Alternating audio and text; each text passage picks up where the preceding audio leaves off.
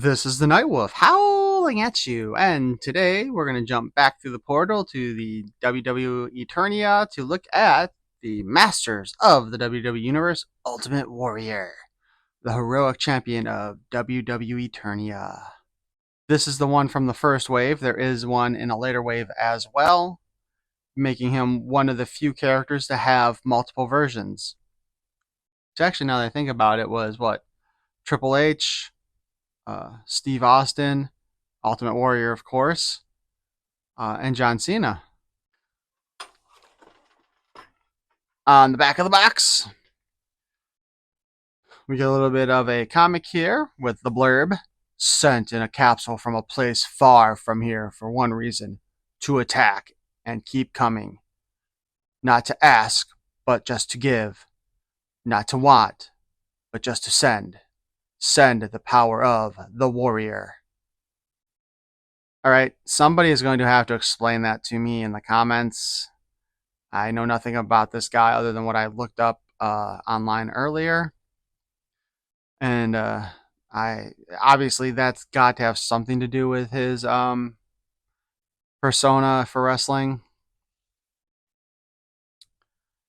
So let's open him up. Oh yeah, by the way, again, part of that wave of figures I got that I got from the UK that made its way into Europe first and then back to me.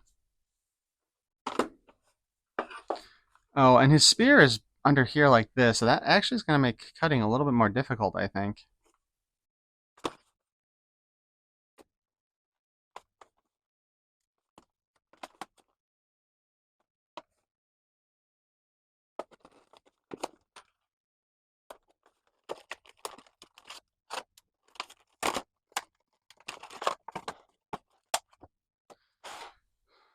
I am fairly certain this is probably the same spear that came with the classics Ular, the Savage He-Man.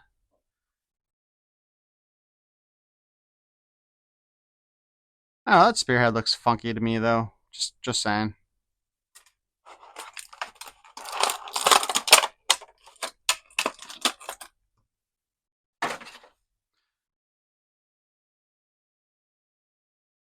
He's definitely got some unique shins.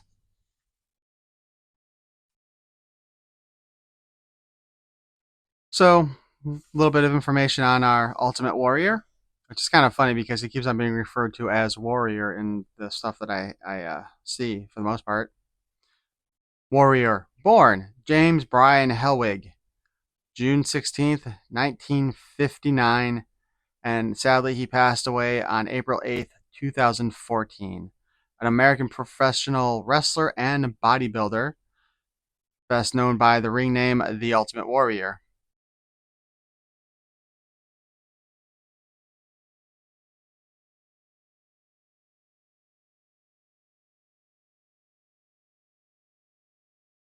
Some of his other ring names were Blade Runner Rock, which kind of wondering about that one. Was that during the time that the movie Blade Runner was out in theaters, maybe, with Harrison Ford? Dingo Warrior, Jim Hellwig, Jim Justice, The Ultimate Warrior, and The Warrior. Warrior had taken a hiatus after SummerSlam 1991, returning nearly 8 months later. And due to a drastic change in his appearance, being that he seemed to be shorter, blonder hair, and a smaller physique, rumors began circulating that a new wrestler was playing the role. At the time, it was rumored to be Kerry Van Erich, who was under contract with the WWF. Some say Warrior died from liver failure due to years of steroid abuse, or that his signature arm tassels cut off blood circulation. WWE claims that the theory that a different man returned to play the Ultimate Warrior at WrestleMania 8 remains perhaps the longest standing urban legend in WWE history. WWE announcer Tom Phillips claims that the rumors likely originated from Gene Okerlund's WCW hotline, as well as the WCW debut of the Warrior doppelganger known as the Renegade. In 1993, Helwig legally changed his name to the monogram Warrior. Guessing that's that. This one word name appears on all legal documents pertaining to Warrior, and his children carry the Warrior name as their legal surname. Warrior and the WWF engaged in a series of lawsuits and legal actions in 1996 and 1998, where both parties sought a declaration that they owned the characters Warrior and Ultimate Warrior under both contract and copyright law. The court ruled that the Warrior was legally entitled to use the gimmick, costuming, face paint designs, and mannerisms of the Warrior character. So, we do get his little mini comic here where we just see the capsule aforementioned, which looks kind of silly in my opinion, but pretty good pose on the front though. I'm not sure what I think of the tasseled leg bands.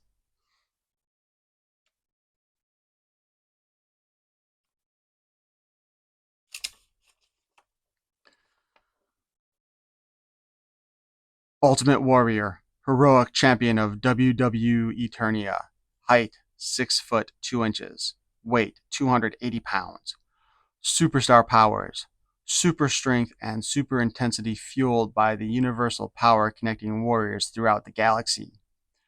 Foreign objects, ultimate energy harness and spear of champions. The great battle has begun. A darkness threatens to consume WWE Eternia as the faction of evil superstars rises from parts unknown to control the balance of power.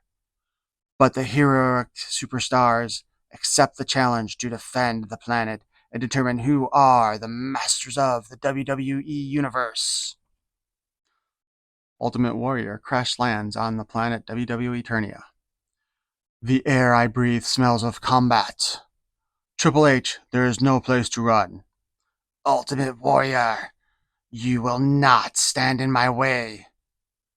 Incredible! No one can block a blast from the sledgehammer of supremacy. I live for your frustration. The Ultimate Warrior is totally out of control. That kind of feels like that should have been said by Triple H there. Of course, on the back of the comic, we do see, of course, the cross cell, Triple H, the evil Skull King of Kings, Ultimate Warrior, the heroic champion of WWE Eternia, Sting, the mysterious vigilante of vengeance, and Finn Balor, heroic Demon King. This leaves only Sting from this wave that I have not gone over now. Okay, technically I haven't gone over him yet either, but another thing to note here is that he does have a fist as his left hand. I'm not too fond of the fisted hands like that. And man, look how much taller this spear is than him. Again, classics, obviously. In this figure, he also has his little wristbands are painted on. They are not the bracers that normally come with the Masters of the Universe style figures. So he's got the plain forearm.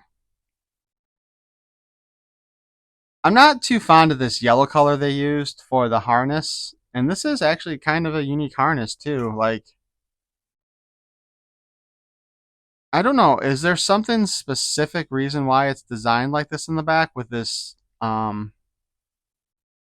like it almost looks like this should be something he could pull off and use as a weapon, maybe. Again, I'm not that familiar with the character, so if somebody out there has an idea of why this is like that, please feel free to let me know. Otherwise, it's kind of a harness, sort of looks like He-Man's, but it's got a belt in the middle, which I'm not sure how far those connect with the way that belt's designed. But anyway, of course, the tassels are two separate entities on his arms, just molded the same. Although the left and right ones are different, so that's cool. Because they could have just as easily just made one set and had them on both sides. I'm assuming that this M monogram here on his diaper and his knee pads are the warrior monogram that he used as a symbol. And I guess it sort of looks like they're using them too at the bottom of his shoe. Not the bottom of his shoes, but the top of his shoe. Articulation wise, well, head sculpt wise first. They got that nice little mask painted on his face like that. And I believe that is supposed to be face paint, right? And not an actual mask, so that's cool. He's got a big old smile. You know, that's actually one of the better sculpted smiles I've seen on figures. Head's on a ball joint, can move around. There is, of course, some hindrance by the amount of hair he's got. And man, he does have that 80s hairdo going on. He can look down and he can kind of look up. The hair gets in the way of any real upward mobilization. Movement, mobility, movilation. Sideways. Again, the hair kind of keeps you from really being able to make him look up when he's sideways, but he can still look down.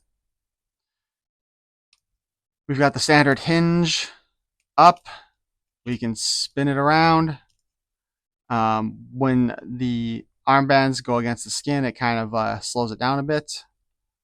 Standard arm hinge on a Motu Origins figure and a pin.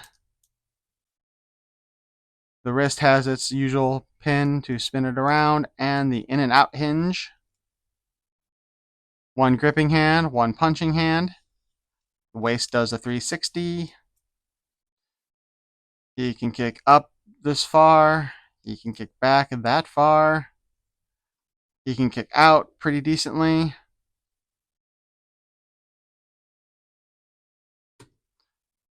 He cannot do the splits very well. Foot's got a hinge and a peg. However, it is hindered by his tasseled leggings, and the knee has a bend in it, single joint. Slightly awkward to do because, again, of the knee pads, and there is a little spin at the knee. Boom. He has really broken his knee. Anyway. Shoot, how do I get back up front now?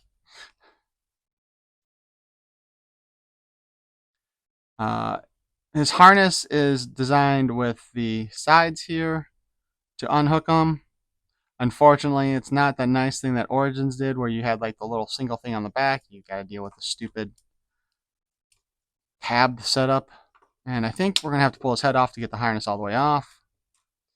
But that gives us the chance to take a look at the symbol painted on his chest. His chesticles. And what might be a stunning thing is it does appear to be perfectly even inside his cleavage. So congratulations, Mattel, for lining things up properly with this figure. But then again, this was the first wave of a new line, so they probably did put more, I should say they paid more attention to what they were doing. Unfortunately, with the fisted hand, you can't have him hold the spear, between the two hands like you probably would. So your main pose for him is probably going to be spear up or spear throwing. He should probably have his head on while he's doing that kind of stuff. Ultimately, no pun intended, or maybe it was intended. He's actually a pretty cool looking figure. I mean, they did a good job with the deco. Aside from the color of the harness and the spear, I really like the way this turned out. I think maybe if they used a more muted color for the harness, I would have liked it better.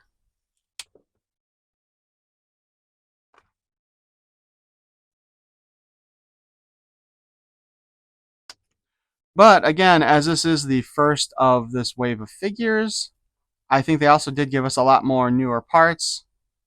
I'm not sure if I have the Classics Ula sitting someplace where I can actually take a look to see if that is the same spear. But I'll definitely mention in a blurb at the top here if to confirm that it is the classic spear. It looks to me like it is, especially with the size. But that would also, I think, make this the only figure in the first wave that reused parts from the classics line. So anyway, that is our look at the Ultimate Warrior. And now we shall have him fight. With his wrestling era, I think we'll have him go up against Rowdy Roddy Piper. That is our look at the Ultimate Warrior. And now we shall have him fight. In this corner, we have the Screaming Scotsman, Rowdy Roddy Piper, versus the Ultimate Warrior.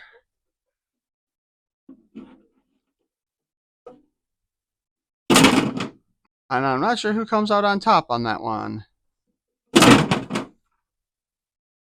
And the Ultimate Warrior comes on top in a manner that might be considered a little bit embarrassing from the side. Anyway, I hope you enjoyed this video. Please feel free to like, comment, subscribe. Stick around for the slow-mo. Peace and love.